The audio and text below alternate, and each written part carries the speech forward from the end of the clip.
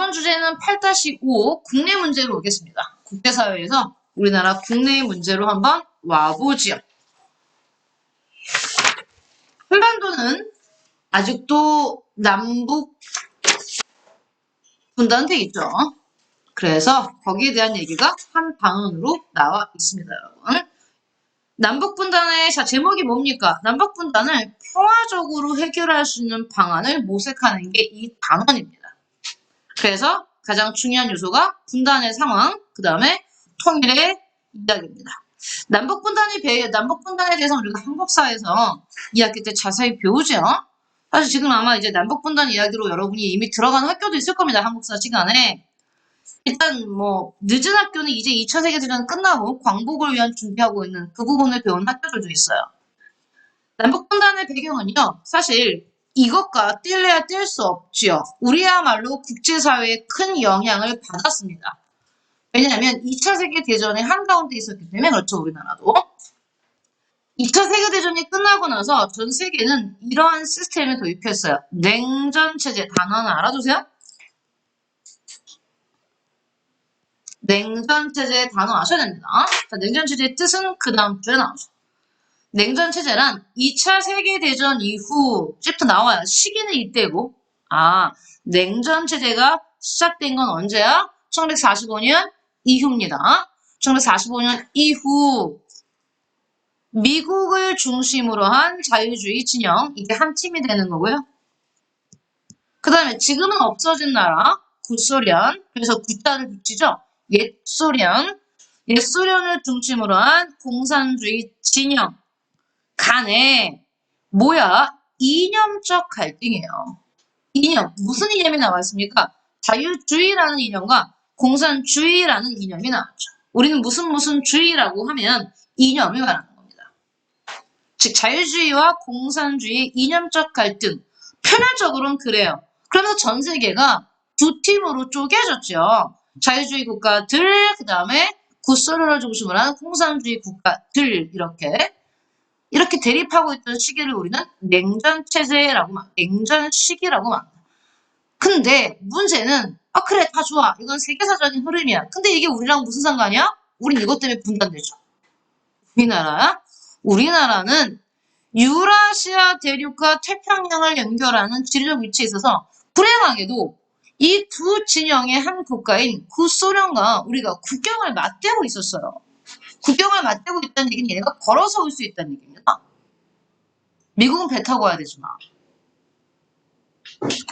한편 국내적으로는 민족 내부의 응집력이 부족했다. 사실 광복되고 나서 국내에서 이미 광복 준비를 했었어요. 그런데 이후 가장 큰 패착은 우리 힘으로 일본군을 몰아내지 못하는 거죠. 38도선 북쪽에서는 소련군이 먼저 내려왔어요. 소련군이 독일과 싸우다가 유럽전선이 먼저 끝났어요. 2차 세계대전 당시에 소련은 연합국의 일원이었습니다. 미국과 한 팀이었잖아요. 근데 유럽전쟁에서 히틀러가 죽고 유럽전쟁이 끝나자 얘네가 남은 군대를 동원해서 마지막 남은 적이 아시아의 일본이었기 때문에 일본을 치면서 소련이 북한 쪽으로 내려온 거고요.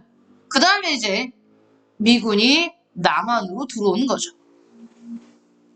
그런 다음에 국제연합에서 당시 신탁 통치, 이 나라가 오랫동안 35년 동안 일본의 식민지였기 때문에 이 나라의 독립을 위해서는 독립을 도와주기 위해서 당분간 몇 개의 나라가 신탁 통치하겠다에 대한 얘기 때문에 갈등이 발생했고요.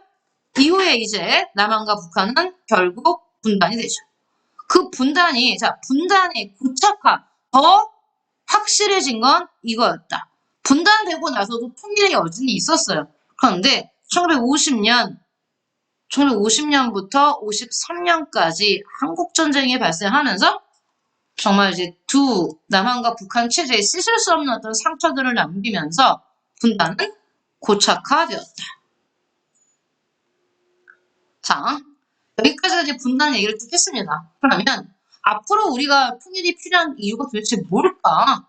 왜 지금 전 세계에서 유일한 휴전 국가라고 말하잖아요. 우리는 아직 전쟁이 끝나지 않았잖아요.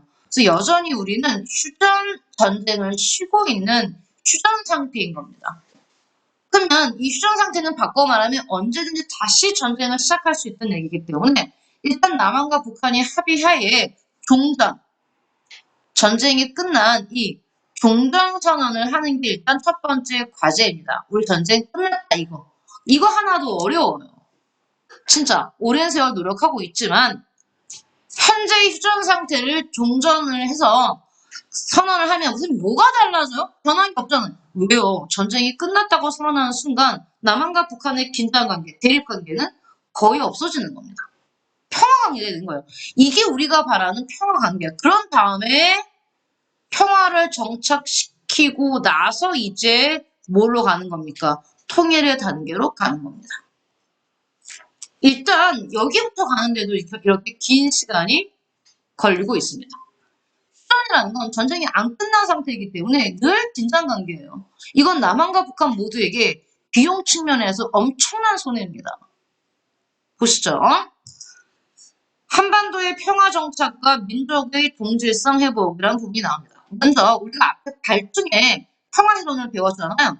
그중에 소극적 평화의 실현, 통일을 하면 뭐가 없어지는 거야? 전쟁의 위협이 제거되니까 통일을 하면 뭐가 실현되는 거야? 일단 물리적인 폭력이 없는 소극적 평화가 실현되겠죠. 또 통일을 하면 그것만이 아니야.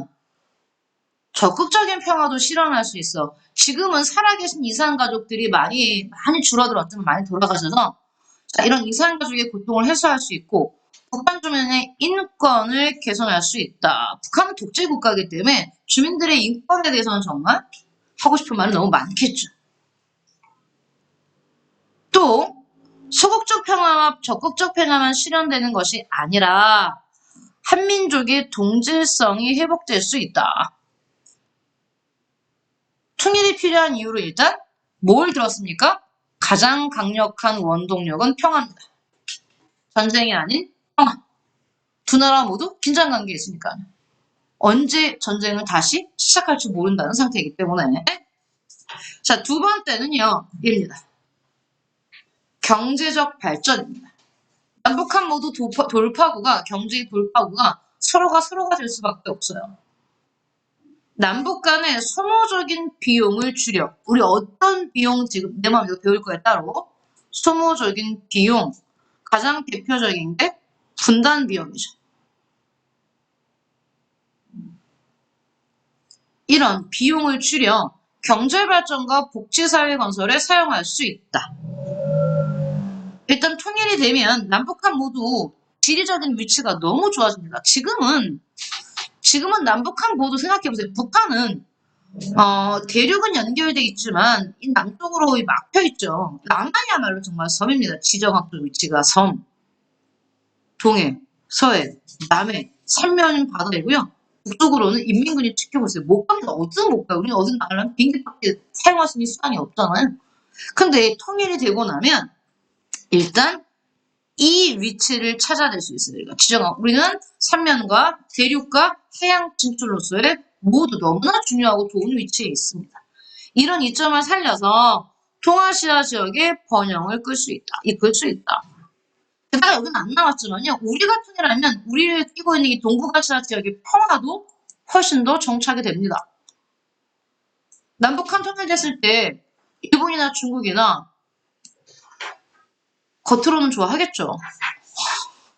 전쟁의 위협이 사라지는 거니까. 자, 다음. 그러면 통일을 위한 노력을 하기 전에 통일 비용을 먼저 써야 됩니다. 아까 선생님이 잠깐 분단 비용이라고 썼잖아요. 여러분 옆에다가 조금 쓰시죠. 첫 번째 나왔던 분단 비용부터 먼저 한번 써볼게요. 선생님 옆에다가 쓸게요. 여기 어디 있습니까? 여기 소모적인 비용, 분단 비용에다가 쓰려다가 이렇게 쓸게요. 분단 비용 개념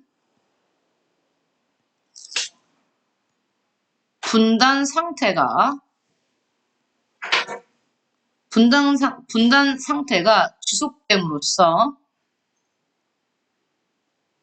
지속됨으로써 발생하는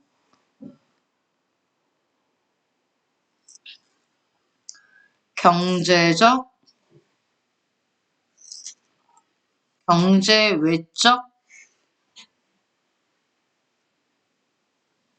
비용의 총책. 합쳐서 부르는 말이라는 뜻이죠. 그 중에 먼저 경제적 비용,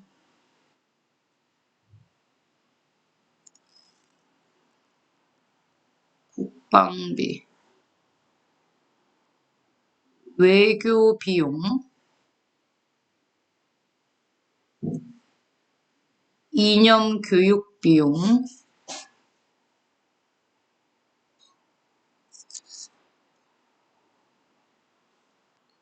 다음은 경제 외적 비용.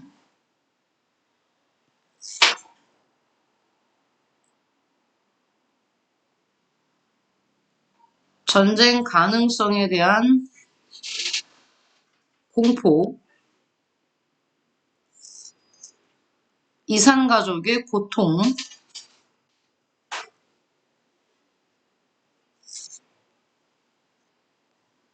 이념적 갈등과 대립,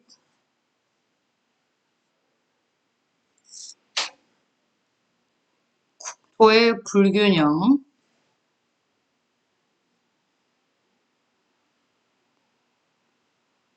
불균형 발전. 자, 이런 분단 비용의 특징.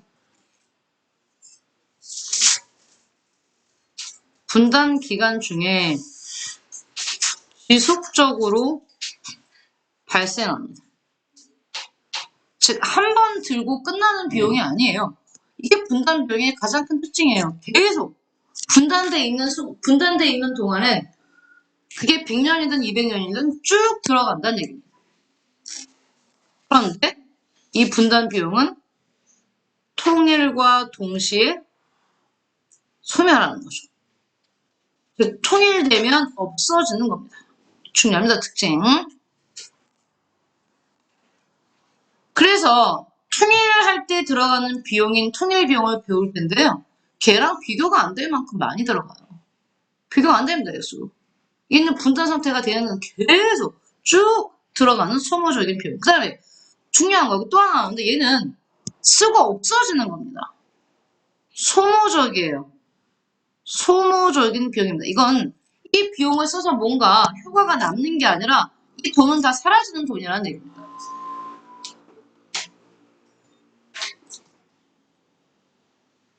자, 통일을 위한 노력은요. 남북한은 일단 가장 당사자인 두 나라가 협력해야죠. 또한 사실 남북한의 통일은 남한과 북한만의 문제가 아닙니다. 왜냐하면 휴전 상태에 휴전협정이 사인을 한 게 북한과 유엔군 사령관이에요. 그래서 여러분 알다시피 휴전선에는 남한 쪽 휴전선에 군사분계선에 가면 유엔군이 나와 있어요. 얘네가 늘.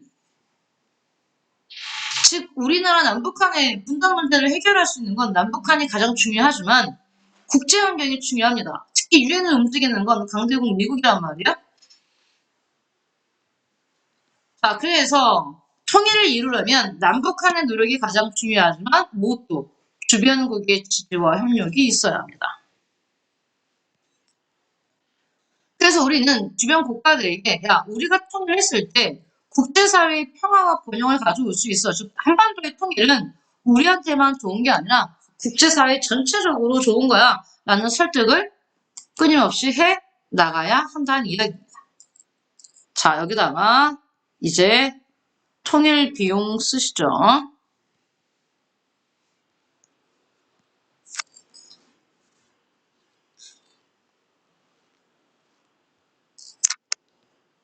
개념. 통일에 수반되는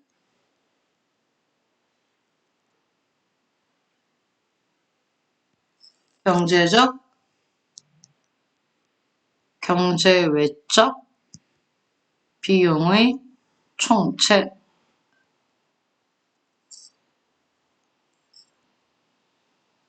1. 제도 통합 비용.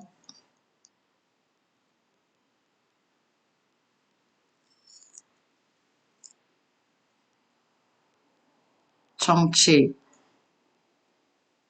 행정제도, 금융,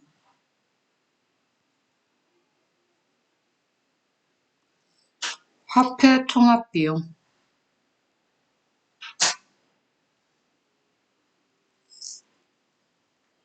위기 관리 비용,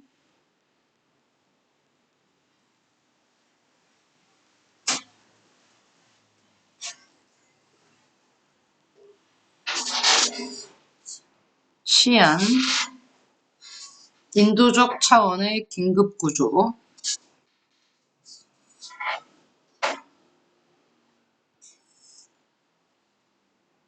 실업 등 초기 사회문제 처리 비용, 초기 사회문제 처리 비용. 3.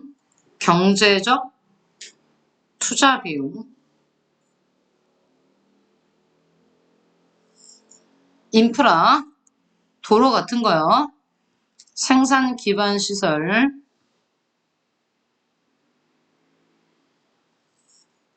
생산 기반 시설의 구축 비용. 자, 중요한 건 특징입니다.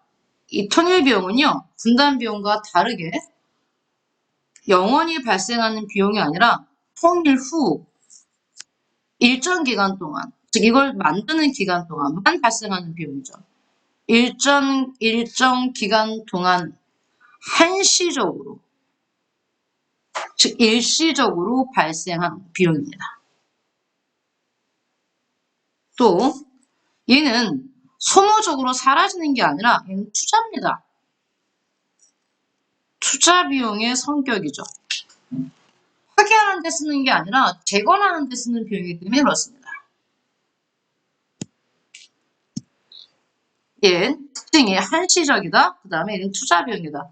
해서 아까 분단 비용과 한번 비교해 보세요. 분단 비용은 지속적으로 발생하고 써버리면 없어지는 거지만 얘는 일시적이고 그 다음에는 투자의 성격을 갖고 있다는 뜻입니다.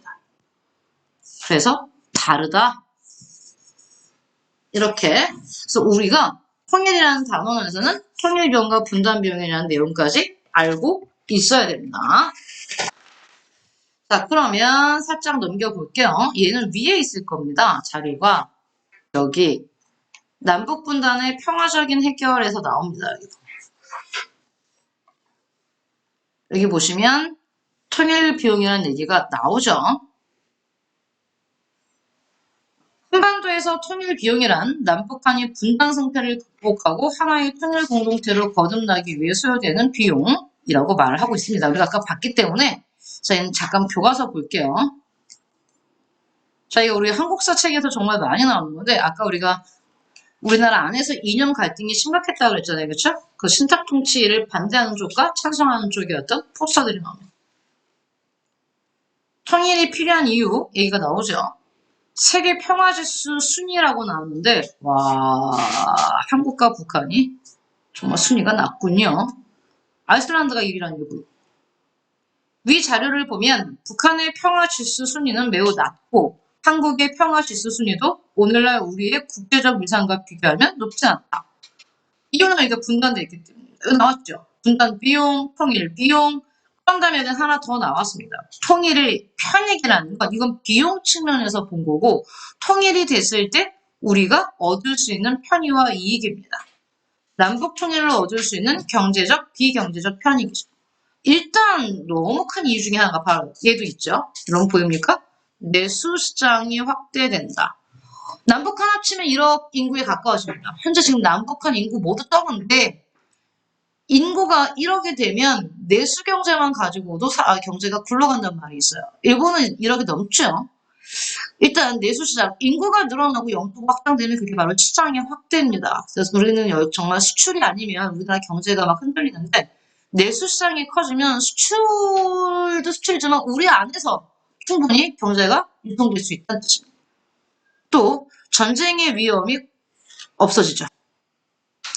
규모의 경제, 대량 생산으로 인한 규모의 경제가 더 가능. 이게 내수 시장 확장 연결되는 거예요. 여러분, 인구가 1억이 넘으면 정말 그 나라 안에서만 물건 팔아도 된다는 뜻입니다. 굳이 수출까지 안 가도. 가장 큰 경제적인 어떤 이유겠죠. 그래서 통일 편익이라는 얘기까지 나와 있습니다. 통일을 위해 우리가 할 수 있는 노력, 정말 감동적인 순간이었는데요. 1차 남북 정상회담 때. 어떤 분들은 이때 통일되는 줄 알았답니다. 독일은 통일했죠. 2차 세계대전 이후에 우리랑 똑같이 분단 국가가 있었습니다. 그 분단 국가가 바로 독일이었죠. 우리나라 같은 경우는 봐봐요. 이렇게 분단됐잖아요. 독일 같은 경우는 이렇게 분단됐죠. 우리는 남북 분단, 얘네는 동서 분단. 근데 이제 통일을 했습니다. 1963년 동쪽과 서쪽으로요. 동독인 카르타 슈페펜서는 서독으로 영구 유주했다. 당시 동서독은 서로를 적대시하던 분단 국가였지만 동독은 자국민의 이주를 허가했고 서독은 이를 받아들였다. 1972년 동서독은 기본조약을 맺어 상호 방문, 동독인의 서독 TV시청, 전화와 편지의 왕래를 열었다. 조금씩 풀어간 거죠. 기본조약이 체결된 이후 동서독 간 방문자 수는 연평균 600만 명을 넘었다. 이처럼 내부적으로 통일의 요건을 다져가는 것과 함께 통일을 반대했던 주변 강대국을 설득하는 작업도 진행되었다. 그럼 강대국이 왜 반대했겠어요? 1, 2차 세계대전을 모두 일으켰잖아요, 독일이. 얘네가 독일 통일되면 얼마나 강해지겠습니까? 독일이 강해지는 걸 바라지 않았겠죠. 90년 통일을 이룬 독일은 2000년대 초반까지 극심한 경제적 후유증을 겪었다. 그러나 지속해서 동독 지역을 개발하는 데 힘입어 2000년대 중반부터는 통일 경제의 강점이 드러나고 있다. 통일 독일은 인구가 약 8천만 명에 달하는 유럽 최대의 내수 시장, 우리도 이 정도는 됩니다. 통일하면. 최대 내수 시장을 보유하게 되었다. 분단에 따른 정치적 위험 요소는 줄어들고 내수 시장이 커지면서 외국인의 직접 투자 규모도 엄청나게 커졌다. 베를린을 제외한 이 동독 지역의 1인당 국내 총생산은 통일 이후 연평균 5.5%씩 성장했다. 자, 여기 보시면 얘네가 이렇게 내부적으로 서로 교류하다가 강대국 설득해서 통일을 이룬 사례죠. 여기 보시면 보입니다. 이제 인구도 얼마큼 될지 이 정도인데 이게 지금 2050년 미래군요. 5천 더 주는군요. 생산 가능 인구 밀도, 명목 GDP, 뭐 순위 이렇게 보는데 올림픽도 이런 것도 나와요. 자, 여기 보시면 남북이 통일이 되면 우리는 섬에 갇혀 있는 게 아니라 이제 대륙을 뻗어나갈 수 있는 길이 열리는 거잖아요. 그래서 여기 보시면 이게 아시안 하이웨이라고 해서 자, 부산에서 출발해서 동해안선을 타고요. 원산 갔다가 러시아의 블라디보스톡으로 가서 우리 여기는 러시아지만 이제 중국 하얼빈, 그다음 다시 러시아 이르크츠크, 노보시비리스크, 모스크바 해서 유럽까지 가는 거고요. 이게 아시안 하이웨이 6번 도로고요. 아시안 하이웨이 1번은 남쪽으로 가죠. 부산, 서울, 평양, 그래서 이제 중국 수도 베이징 가서 아래로 내려갑니다. 광저우, 베트남 가죠. 호치민. 그 다음에 이제 베트남의 하노이, 호치민 다 지나서요. 미얀마, 캄보디아, 이제 캄보디아, 프놈펜, 미얀마, 양곤 갔다가 인도의 뉴델리 다 지나가네요. 일본 도로를 타야겠는데요. 인도 뉴델리 갔다가 자, 이렇게 카불, 그다음에 이란도 가네요. 테헤란도 갔다가 튀르키예, 앙카라, 이스탄불 지나서 와우, 유럽까지 가는 이 노선이 아시안 하이웨이 1번이죠. 아시안 하이웨이는 아시아의 32개 국가를 연결한 약 14만 킬로미터의 도로망으로 아시아 국가 간 물적, 인적 교류를 확대하고 정치적, 경제적, 사회적, 경제적 혁명을 증진하기 위해 아시안 태평양 경제사회 이사회가 추진 중인 고속도로이다. 아시안 하이웨이가 개통되면 아시아 국가들의 자산 가치가 올라가 국가 경제에 큰 도움을 될 것으로 기대된다. 그러나 아시안 하이웨이가 빛을 발하기 위해서는 남한과 북한의 역할이 중요하죠. 여기서 시작될 거니까. 자, 해서 우리는 통일 이야기를 쭉 봤습니다. 자, 오늘 여기까지 할게요.